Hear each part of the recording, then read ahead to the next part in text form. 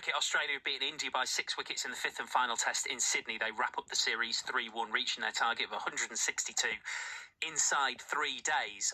Right, first commentary of this Premier League Sunday is underway in just over an hour's time. Fulham versus Ipswich. Let's get the team news. Good afternoon, Chris Coles. Good afternoon, Steve. Craven Cottage is chilly, it's wet, but importantly, snowless. So this game never in jeopardy. Fulham on this really productive run of 7 games unbeaten, although 5 draws in all of that, including their most recent outing ending 2024 with a 2-2 draw here against Bournemouth. And there's one change to that team. Club captain Tom Cairney comes in for just his second start in the Premier League this season. Andreas Pereira drops to the bench. Fulham rejecting a bid from Brazilian club Palmeiras for Pereira in the week. Read into that what you will. Ipswich had a terrific end to the year, beating Chelsea for their first Premier League home win of the season, but they're without one of their most influential players today. Omari Hutchinson, scorer in that 2-0 win over Chelsea, is ill. There's a lot of it going around currently. Sam Smolix replaces him.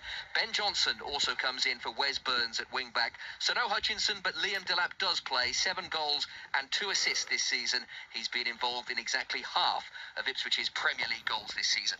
Stephen Warnock's alongside Chris for commentary. Hi, Stephen. Afternoon, guys. How are we all? Very good, thank you. Very good. We are going to talk Liam Delap in a bit, actually. We'll speak to an Ipswich fan. We'll hear from Kieran McKenna as well. But just starting with Fulham, and especially because we've got you as a former fullback and an England international, can we just talk about Anthony Robinson? And we know how good he is, but from your perspective, and happy for the most technical kind of insight you can give us, is he top 5 in the league? Is he top 3 in the Premier League?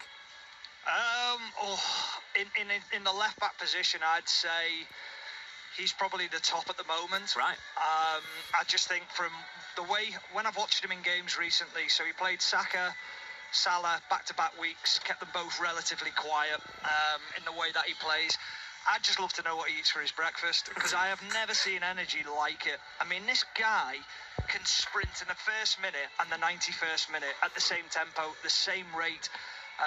His ability to know when to go now, when to turn those runs to go forward is so much better than it used to be. He knows when someone's got full control of the ball and when he can make that run, or when someone's not quite in full possession of it and it might break down, so he's not going to be in a good position if he does go past that winger or that advanced midfielder. But I just think his defending in 1v1 situations has got so much better.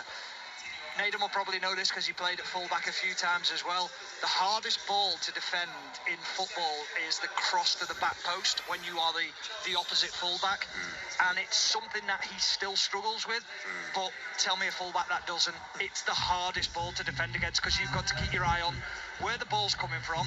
You've got to see where the attacking player is, either behind you or alongside you, and judging the flight of the ball, holding a player, feeling a player, anticipating where it might fall. That is very difficult, but from his personal point of view this season, incredible, massively improved player. Yeah, I would totally agree, and those crosses from the far side can be very, very tricky, and in fairness, I was okay to it, but just because I was a centre-back anyway, so me trying to be more